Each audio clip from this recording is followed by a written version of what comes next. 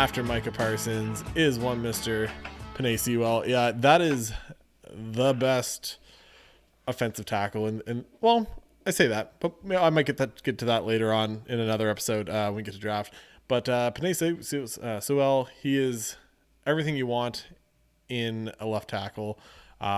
Just watching tape, he is just a freak. It's kind of the easiest way to put it. He's 6'4". He's 330 freaking pounds, and he doesn't look it, which is kind of a scary thing to say. He's just solid. He sat out 2020 also, just like the rest. Same thing. Justin Herbert leaves. Yeah, it's probably good. You're getting a top 10 guy. You blocked for last year. Why do we really want to push it again? Same thing. Do you want to get injured? Everything else. But yeah, so the way I saw it, I watched a couple games on him. I watched him against essentially some good guys. So it's 2019 tape, so it's Auburn. Auburn last year had Marlon Davidson, who ended up getting drafted by the Atlanta Falcons. And they also had this guy named Derek Brown, who was a top 10 pick over there. And that was the first game of the season for the Ducks last year.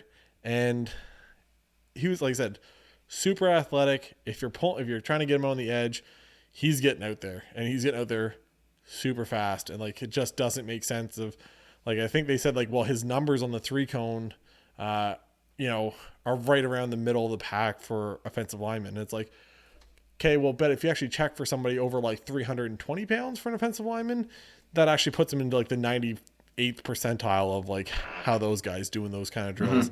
Like I said, there's not a whole lot. I was gonna say there's to talk about everything good about him. So that game I found the only thing he didn't do is on the rush. He'll get out there and he'll get his hands on you. And when he gets his hands on you, it's over. He's just that much more physically imposing on these guys than anybody else. The problem I had is I found he wasn't like super engaging. So like he'd get his hands on you and then he kind of just play patty cake with you for a little bit. And then all of a sudden the guy's disengaging and kind of running somewhere else around him and stuff. It was kind of stuff like that kind of threw me off. But he did that. I even had like play patty cake. There's a couple times. There was one that there was a 4th and 1 against Auburn and they didn't convert it. And I found it was because he kind of just whiffed on his block. He kind of just went to kind of give the guy a shove. Like, I don't know. I find when he's on the edge and he's left on the edge by himself. But I find like when I watched the other guard prospect or the tackle prospects from last year, like a Tristan Wirfs that you guys got, like a Becton, like all these other, freaks that he's kind of compared to, I find he kind of gets lost a little bit in it. And I find sometimes does he have every potential to be a Trent Williams? Does he have every potential to be, name insert, really good offensive tackle out here at Tunsil, whoever it is? He's got the potential to be all of it. But I don't know if he can do it. Against the Rose Bowl, against Wisconsin, I still had that he was a left athletic, still had some flyby blocks when he gets into the second level. And then I said he held up decent pass protection. They didn't throw a whole lot that game, but I found he was getting lost a little bit on switches. But, that will happen at the same time, right? And they said he's always on the left. He's like left on an island. He's got everything you could want. And like I said, when he wants to bury somebody, he buries them. They're going, they're wiped out of the play. But at the same time, he doesn't always want to bury these guys. And maybe it's because he kind of sees himself as I can just play with these guys. But I find like sometimes he just has to learn to finish his blocks. And it's kind of like what you said. So everyone just has this guy locked in as the number 1 left tackle. He's been locked in all year. And I kind of wonder, I'm like, did you guys watch some of this tape? Because another guy that will be brought up later on in the next episode, maybe the episode after, is another guy that's a big left tackle. And I actually like him more just from what I've seen. Rashawn Slater? That might be the guy. To me, he's... Oh, I see what you're doing there. The old hook to bring him back. I got you. I got to play a little bait and hook. I got you. I got you. He might be the better one of the two. And like I said, does Sewell have the ceiling? Is his ceiling higher? Yes, 100%. His ceiling is higher. But is his like basement lower? Yeah, by the way, like it's like there's a chance that he really struggles at the next level, just because of, like I said, finding he gets lost and stuff. He's actually a guy that, like your guy, I wouldn't mind seeing him go to guard. I think if you put him on a Cincinnati, everyone just says, well, he's going to go to Cincinnati and he's going to become the left tackle of the future for Cincinnati. And I kind of wonder, I'm like, do you guys not remember that Cincinnati, took a tackle in that draft? They got Jonah Williams. I'd leave him at left tackle. I'd grab Sewell if I was them, and I'd put him at left guard. Just because when you're left on your own, it's easy to kind of get, like I said, look a squirrel and kind of go that way. Whereas in guard, the game comes to you, where you don't have to step out to that guy.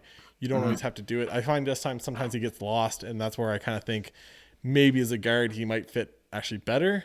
Now, I'm not saying he has to be a guard for his whole career, but maybe he does, and that's not a bad thing. Like, I don't think the Colts are crying because they have Quentin Nelson at guard. I don't think the Cowboys are crying because they have Zach Martin at guard. You know what but those two players were guards, though. Like, yeah, 100%. They were set up to be. I've had Sewell penciled in at 5 to Cincinnati. I had him. I mean, they just signed Riley Reef, which I think allows them to maybe not go Sewell as much, but I still, like every quarterback, just go protect your investment. You got the Cadillac, go put the insurance on it. I mean, yeah, like I said, I think Riley Reef, I think Jonah Williams is going to be your left tackle. I think that's just the way it is. Yeah. The guy was a top 10 pick. He went 11th overall to Cincinnati 2 years ago. He gets injured in the preseason, has to sit out that entire season. You lose that. He gets back this year. So this is kind of his rookie year.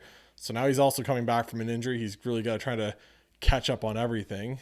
And he still played pretty good, I found, in the tape side, in the games I've watched of him. I think you put Riley Reef at right tackle and you put Sewell at left guard, and you're like, wow, not a bad offensive line. We are pretty good now. We got Tyler Boyd out there. We got T. Higgins. You could look at other guys for Cincinnati. You could look at a Pitts to just say, here, Joe Burrow, here's another toy.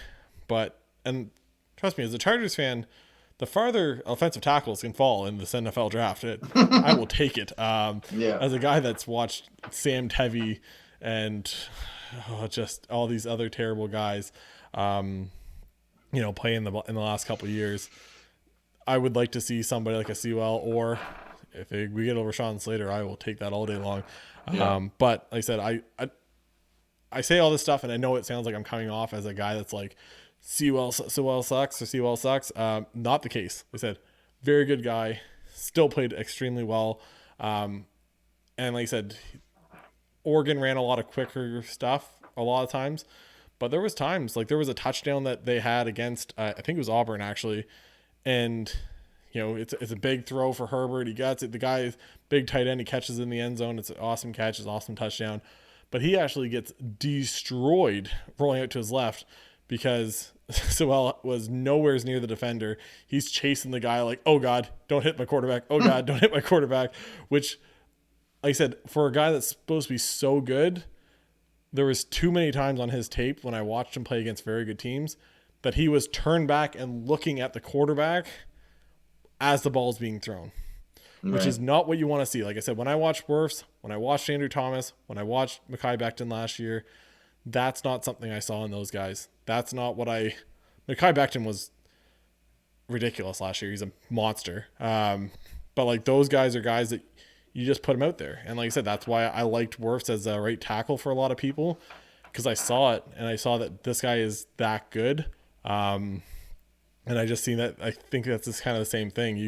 You got to work around it, but they weren't getting beat. They weren't getting beat off the first step. They weren't getting beat by these spin moves or these slowly progressing moves type of thing. Where I find Sewell, yes, he has all the intangibles. He can be amazing. He's just going to need to be coached up. So to see him go to somewhere that might need it, if he fell for some reason, Not that he's going to. I understand that. But if he can fall to a place like a Dallas, that would be ridiculous. Not that I ever think he's going to fall to number 10, but because I think at that point, Miami probably takes him. Detroit would take him. Like I said, there's a lot of like all these teams are going to take him. But like to see him as a place where he could go, that he could really get the offensive line tutoring and to kind of progress his game to the next level. I think that's where it's, and it doesn't matter what team you play for, what position you play for. It all matters. It's great that you get drafted in the NFL, but where you get drafted means so much, and how they're able to develop you. So that's kind of what it is. But the only way that you had mentioned, instead of taking Sewell, they take Kyle Pitts, and by they I mean Cincinnati. Yeah. The only way that Kyle Pitts falls to Cincinnati for me is if Atlanta trades out of 4, because I think you're going to put Kyle Pitts on that offense, and Atlanta, the last time they were up this high, they grabbed Matt Ryan. They were never up this high again until they traded for Julio. I think they're not ready to get rid of Matt Ryan yet. So I think if there's a team that comes up for a quarterback, then Cincinnati has its pick. If they take Kyle Pitts, which I mean that's Joe Burrow's best friend as much as a left tackle is, he's not falling past Miami, and Miami can't get to the stage fast enough. To put that card in for and like I said, Sewell. it's hard, and it's one of those drafts where it's like I said, there's enough guys out there. Like I said, you're gonna have 4 quarterbacks in the top 10. That's just what's gonna happen, right? You're gonna have 3 quarterbacks in the top 3, right? Between San Fran, Jacksonville, the Jets, like you're gonna have 3 in the top 3. That's unheard of, right? Yeah. So to have this much movement, to have this much, we need a quarterback. Like I said, and then you then you have everybody else. You got Chase. You got Waddle, you got Smith, you got Parsons, you got Pitts, you got him, you got Slaughter. Atlanta's sitting pretty.